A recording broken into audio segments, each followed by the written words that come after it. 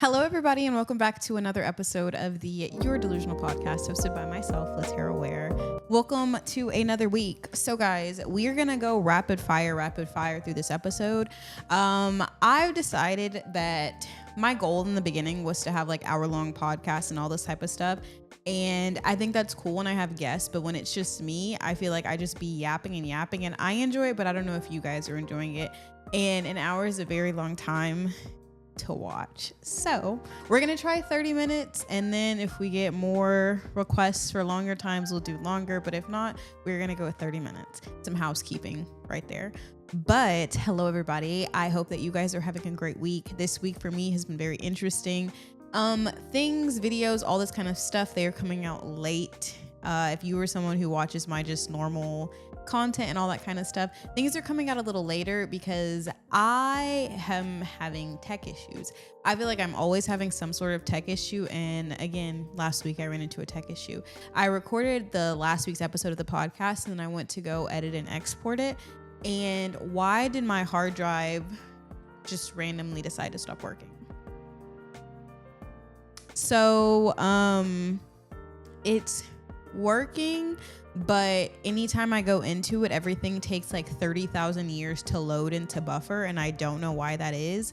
And so because of that, I think I'm gonna have to go take the SD card.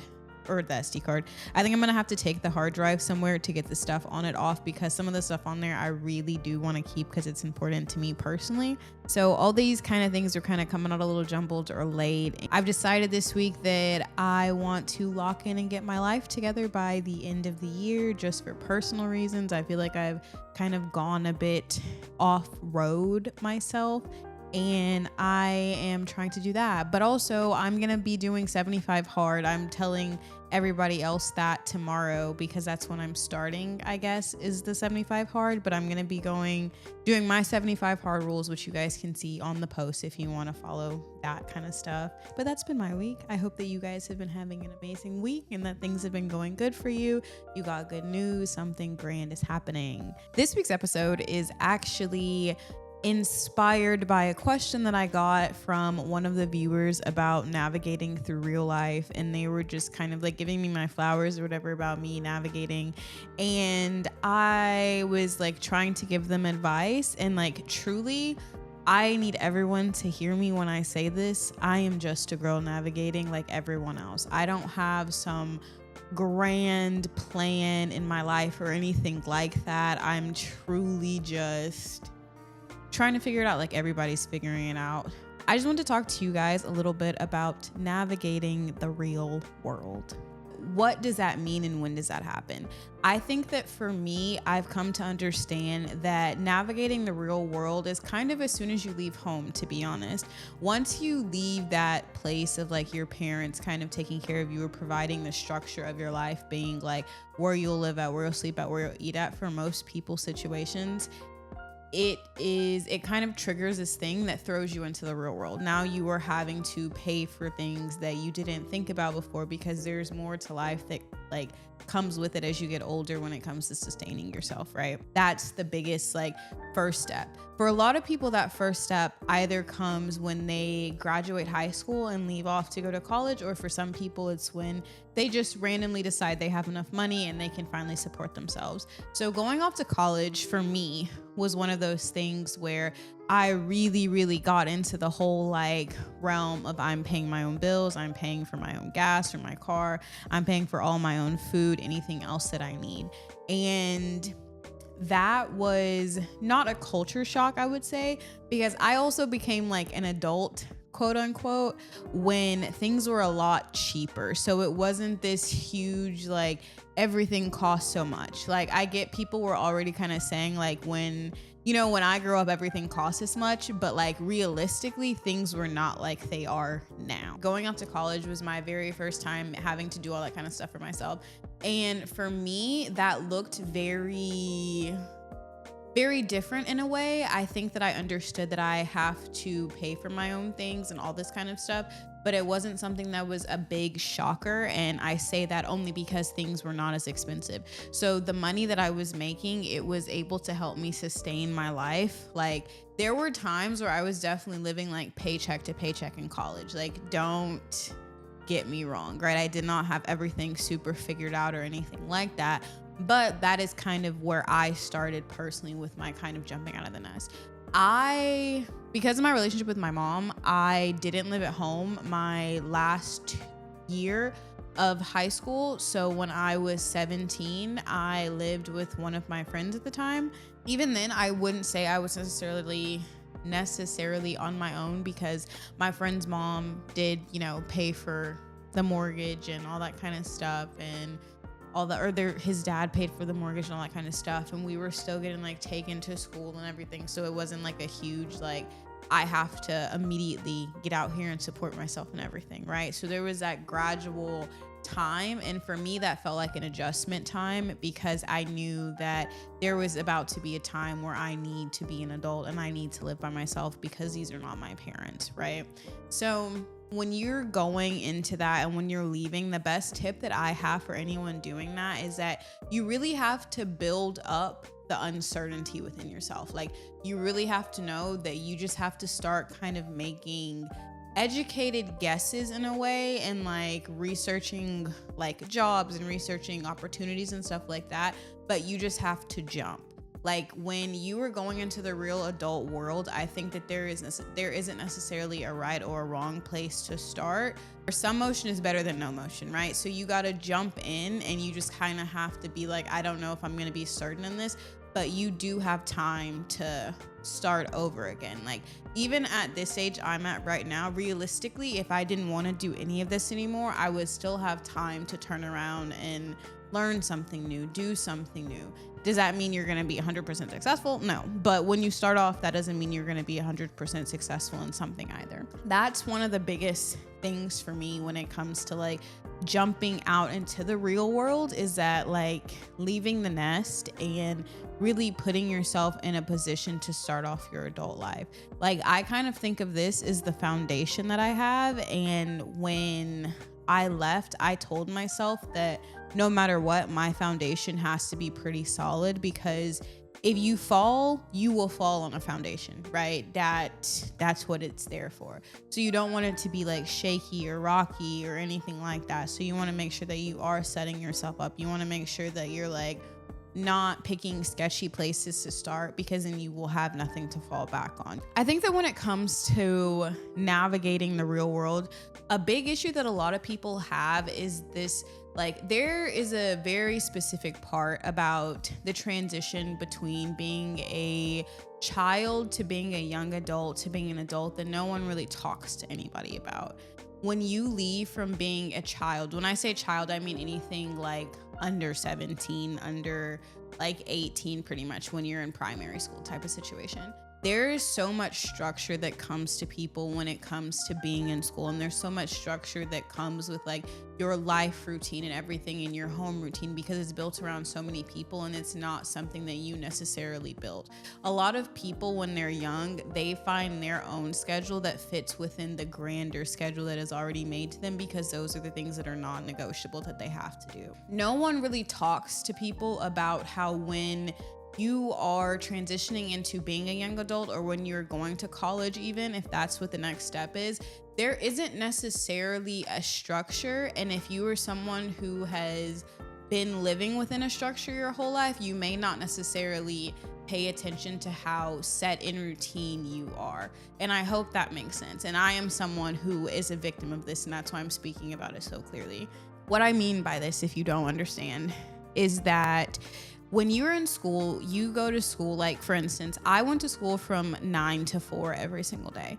Even before that, I had before school activities and after school activities. So realistically, I went to school from 7 to 6 every single day and doing all my activities. And I knew that that was a schedule. And then I knew when I got home, I would probably have from 6 to 10, 6 to 11, 6 to 12, whenever I wanted to go to sleep that night, to sit there and do what I needed to do or get into preparation for the next day. But then I also knew the next day, this was my schedule. This is what I was going to have to do. So leaving from that, going into college, something that I didn't have was a consistent schedule like that. I got to pick the classes I went to. I'm the one who got to choose what I wanted to do with my free time. I didn't have to stay within a facility. I could go anywhere I wanted to go. And in that, you lose a lot of the structure that you once had. And so because of that, you're now like picking things and filling different things and schedules that now feel open to you, but they may not coincide with what you do actually have now. Schedules is non-negotiable, but there is not someone else being like the school system who is working out a schedule for you anymore. So you now have to inherit the responsibility of making the pieces fit within your own life for the benefit of yourself. So because of that, we are lucky enough to be given structure in the very beginning. And I think that that is very important for fundamental development. Later on, different people, develop different habits and stuff like that. And that is what that is. And not that it's not for everyone. Like structure isn't for everyone as they get older. But I truly do believe in the beginning, fundamentally, it is good for people to learn how to do things and prioritize within their life. It's a very healthy habit to have. When you get out of young adulthood, I think that something that we look forward to a lot is the idea of choice. And you're given so much more freedom because you get to choose your schedule now. You get to choose what you want to do with the rest of your life. No one is telling you have to do this. This is truly your own choice. And because of that, freedom can be something that can also be your biggest downfall. And what I mean by that is I mean that when you are given the freedom to choose certain things, like choose the way your time is managed and choose where you're going, where you'll be, it can be something that can actually be detrimental to you because maybe you could take on too much. Maybe you could take on too little. Maybe you're prioritizing the wrong things over the right things, And so because of that, freedom can be something that is your biggest downfall when it comes to the transition into the real world and navigating what that means for you. So to combat that, you really have to make sure that you aren't just doing stuff because you have the freedom to do it, especially if it comes between you choosing something that's very fundamentally important and something that is just something that you want to do. Without structure, you're probably going to do the things that you want to do and not the things that you should be doing. And that also involves discipline. You do have to have a lot more discipline when you transition from being a child to being a young adult or even an adult. And I think that people talk about that quite often, but people don't really talk about why that is. And I think that is because of the freedom aspect, because you have so much more time to choose the rights and the wrongs and the what you're going to do and the what you're not going to do. You need to have a lot of discipline and understanding why and why not making choices. And I say this, and I think this is one of the most important parts of the transition that needs to be talked about a little more, because once you dig yourself into a hole, it's a lot harder to dig yourself out of it, especially when it comes to habits and stuff like that. It is a lot harder to dig yourself out of habits that you've created. Like, how people say having no credit is a lot better than having bad credit? It's just like one of those things. Once you start making choices, it's a lot easier for things to just snowball out of control and snowball into something that is negative. So it's really important to understand that, because you have the freedom of making choices as a young adult, you need to make good choices. I'm not saying every choice needs to be the most stand-up citizen type thing, because people want to have fun, people want to do what they're doing, whatever. But for the majority and for the choices are going to affect your life very, very much, you should make the right choices. The last thing that I wanted to talk about is kind of the end of Q1 and what that means in navigating life. I think that a lot of us kind of think that we have a lot of these subconscious milestones, right? You have your 18th birthday, your 21st birthday, and then the next big thing is you're 25. And that's only a big thing because a lot of people like to be oh, you're you're all the way, you're almost to 30, this and this. But at 25 also, I think that it's just a very good time to stop and evaluate what you're doing in life, because your 20s, I truly believe, is something that is very fundamental. only because it's a lot easier to get into things when you're 20, and it's a lot easier to change if something doesn't work and pivot. So it's super, super important. And for me as well, when the end of my Q1, I say Q1 because I kind of like to separate life into quarters. And for me, at the end of Q1, it was so crucial for me to just really see where I'm at and see where I'm going, because I didn't want to be in a place where I was super unhappy with where I was, and there was no way for me to change that. So I had to really sit there and like evaluate that. And I think when you're navigating through the real world, right, it's important to have these little check-ins with yourself. It's important to ask yourself, am I doing everything that I can be doing? Am I going as hard as I possibly can? Because the worst thing that you can fall into in life is complacency. When you become complacent where you're at, then there is no growth. And for me, I guess specifically, I think it's super important to always be growing as a person, or always be growing in something, to be like learning something or getting better at something, because it's just good for that. We only have such a limited time here, right?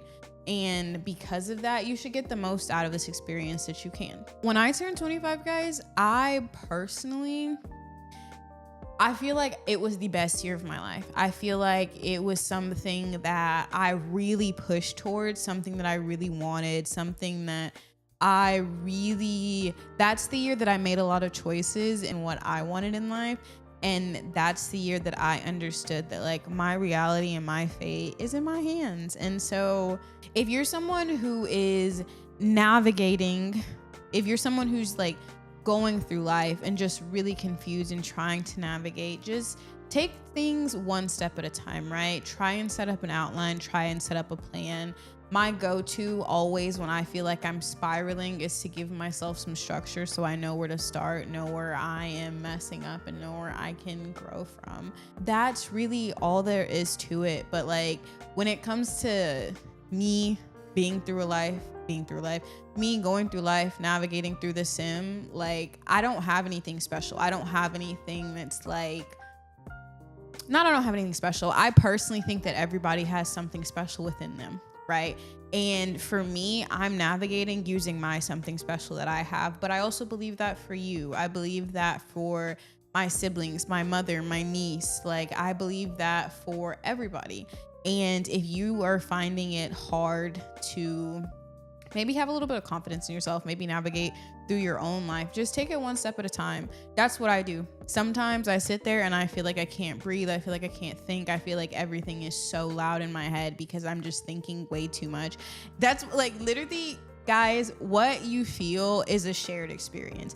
It's nothing that's singular. Everyone has been there before. Everyone will get there probably. Like purpose and knowing what you want to do is not something that's easy to find, and figuring out life is not something that you're meant to do in 2 years or 1 year or whatever. Because like, what is the purpose of having a long life if you're going to figure it out the first 2 years, right?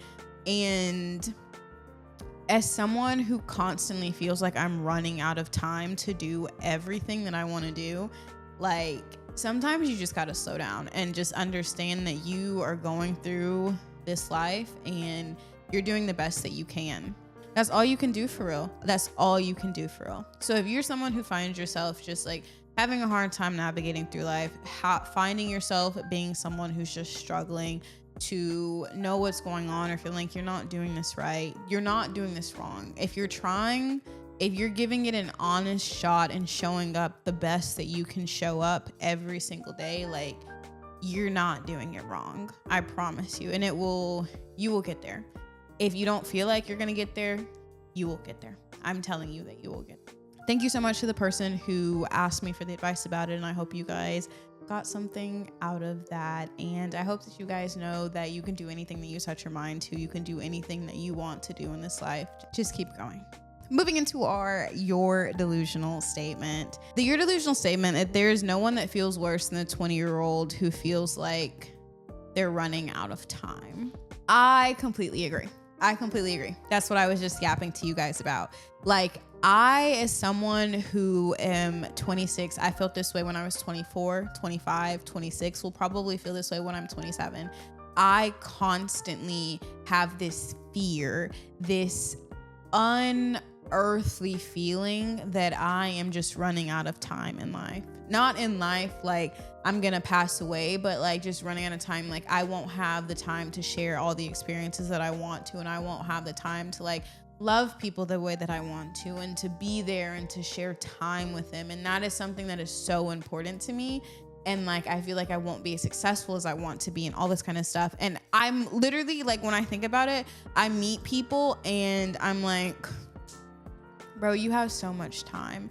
Like you have so much time. And I think that for me, it's something that does rattle in my head. And if you're someone who like talks to me, I guess in real world, like if you were my boyfriend talking to me, I'm constantly talking about how I literally just feel like the world is just, I just don't have time to do anything, and about how I'm so scared, and about how I love people so much and all this kind of stuff. And it's literally because I just have this overwhelming feeling that I am going to run out of time and not be able to do everything that I want to do.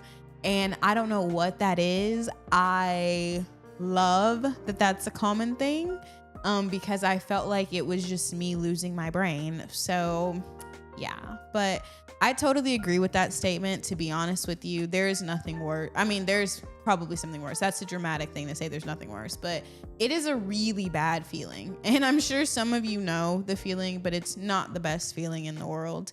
Do you guys feel like that? I don't want to be like, you know, in your business or nothing and ask you your age, but how old are you guys? And how do you still feel like you're just running out of time to do everything that you wanted to do in life? Like, or did you feel like that at 25, 26? Like, what were your shared feelings? I would love to know. Moving into our what we watching, I'm gonna give you guys 2 what we watchings this week. The first one is going to be my OG, Halloween with Michael Myers.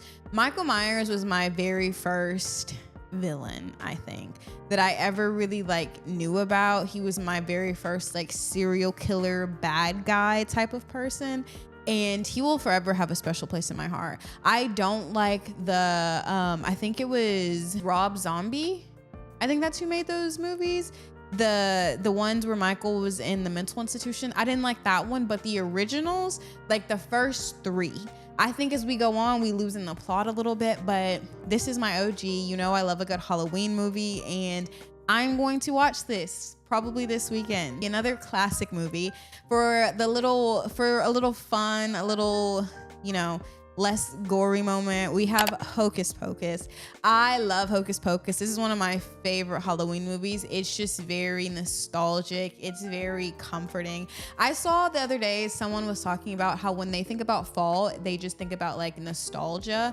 And yeah, right? Like, absolutely. I love Hocus Pocus. I love Halloween. They both bring me back to a very special place in my heart. And yeah, I hope you guys have seen both of these movies. If you haven't seen both these movies, you are missing out on so much. So be sure to check these movies out. Let me know what you guys are watching in the comments as always. And with all that being said, that brings us to the end of today's episode. Let me know what you guys think about this new short format. Do you like it? Do you love it? Do you hate it? Do you aggressively hate it? You know, whatever. If you are a listener, please be sure to rate the podcast on Apple or Spotify, wherever you are listening. And if you are a viewer, thank you for watching, and please be sure to like, comment, and subscribe. If you're someone who's interested in knowing more about our production company, please be sure to follow us at LT Legacy Productions. And if you would like to follow me and know a little bit more about me or what I do on a personal thing, if you subscribe here, you can see my YouTube content, but you can also follow me at the LaTerra Wair on Twitter and Instagram. Thank you guys so much for tuning in for another week, and I will see you next week. Bye. The Delusional podcast is produced by LT Legacy Productions and hosted by LaTerra Wair.